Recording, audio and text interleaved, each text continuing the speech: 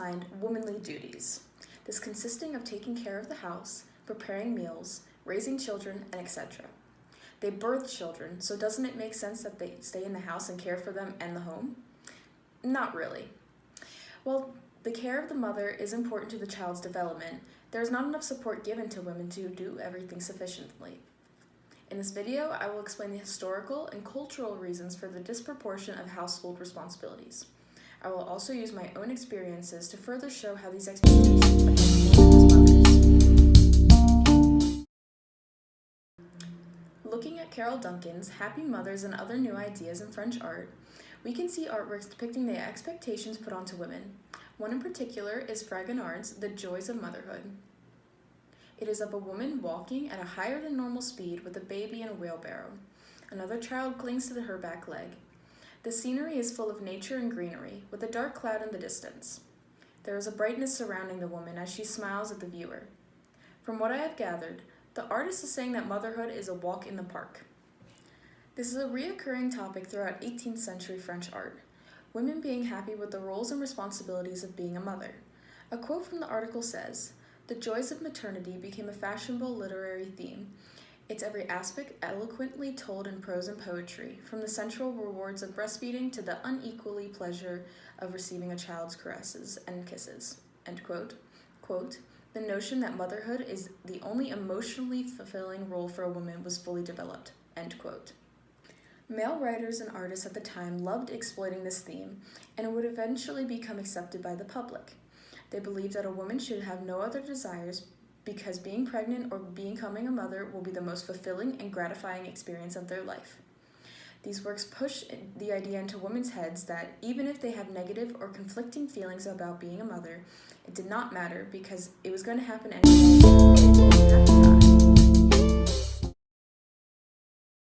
There are different ideas on how children should be raised around the world. Rules and expectations look different for each culture.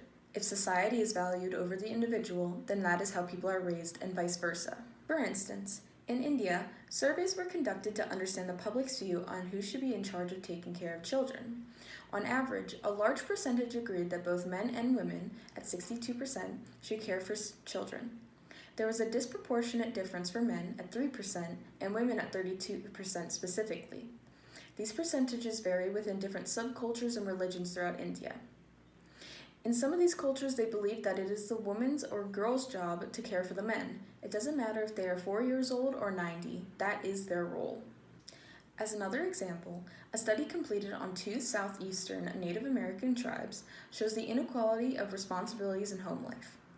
In the past, indigenous women held many responsibilities that women do today. However, the women in these tribes were respected and held matrilocal roles. After the colonization of America, Western ideas began to take over this community. Quote, "Although indigenous people resist and are resilient, the structural factors that perpetuate gender inequality cannot be ignored." End quote. Nowadays, there is a clear gender division of labor in the home that heavily falls onto women. The division is predominantly seen after the birth of children. Women can spend up to 10 hours per week more than their male counterparts tending to children and upkeeping the house. The amount of work can lead to mental and physical issues, along with self-blame and ignoring one's own needs. When I was 13 years old, my younger sister was born. Very quickly, it became apparent that I was held responsible for her and taking care of the house. For multiple years, I was in charge of watching her day and night. Every day after school, every morning, and even when I was spending time with friends.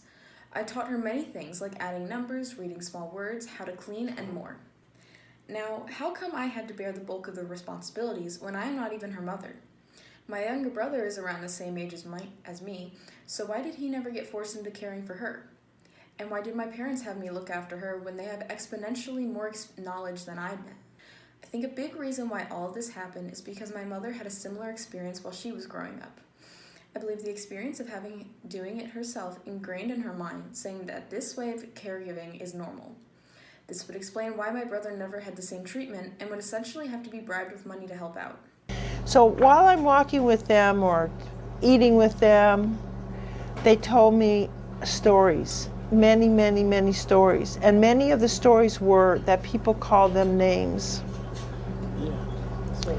terrible names. People call them names, and then they would say, it's not my garbage, but they call me names like I'm the garbage, like I am the garbage, or the garbage is my fault, or what. I mean, like really terrible names. So I did this performance work at the end of all of this. Actually, this one sanitation worker,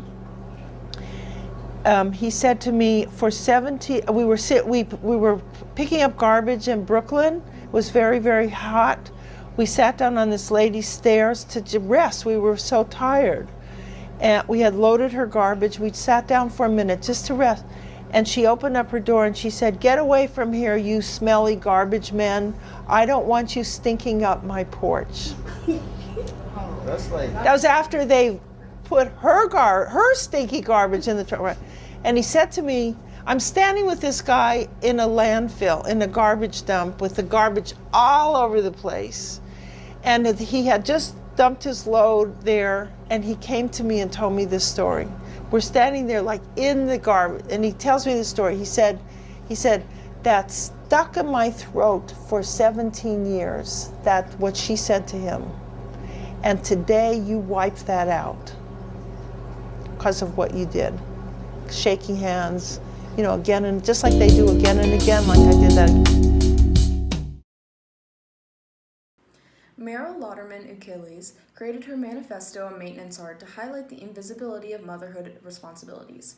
In addition, she emphasized the people who have careers society do not favor, some of these jobs being janitors and garbage men. To quote, "I had never worked so hard in my whole life as when I had a little baby, ever. Trying to be a decent parent, trying to keep myself alive as an artist, trying to make some money. I was working like a maniac, but there was no words in the culture that gave value to the work I was doing." End quote. When she became a mother, the work she did as an artist became obsolete, and her role of motherhood is all people saw. Even for herself, if she was in her studio, she would think about her children, and if she were with her children, she would be thinking about art. It is difficult to separate the personal from the public, and that is increasingly apparent in a society that puts women in that role expectation. In her performance art Washing Tracks, Ukeles spends hours washing the stairs outside of a museum. This piece brings the public into maintenance work that occurs every day. By forcing people to see this work be done, it challenges the idea that this labor should be hidden. This maintenance art changes the conception of how daily necessary tasks are thought about, including in the house. She puts value, feelings, her experiences, and the experience of thousands towards her artwork in order to display that these tasks are important to keep the world moving. Today, things are more of the same. Women continue to bear the responsibilities of caring for children.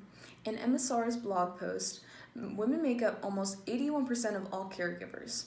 In relationships, women spend about 40% more time caregiving than men. While it seems like this unbalanced workload will never cease, there have been many improvements in the world of childcare. There are many places like daycares and learning centers to watch children while parents go to work. Some of these places of work have care facilities in them as well. In the beginning of the 20th century, people began advocating for the government to help with creating laws and systems for children and childcare. Today, there are many government-funded agencies and organizations that work towards providing necessities to families and the care of children.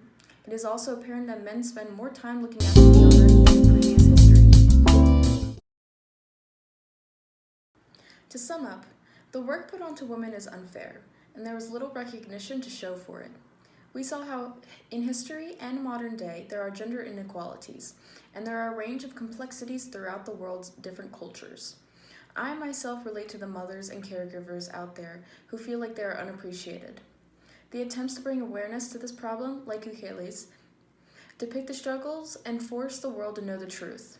Rest assured, society is headed in the right direction, and one can only hope that this issue will become a thing of the past. It is a lot of hard work, and these mothers deserve all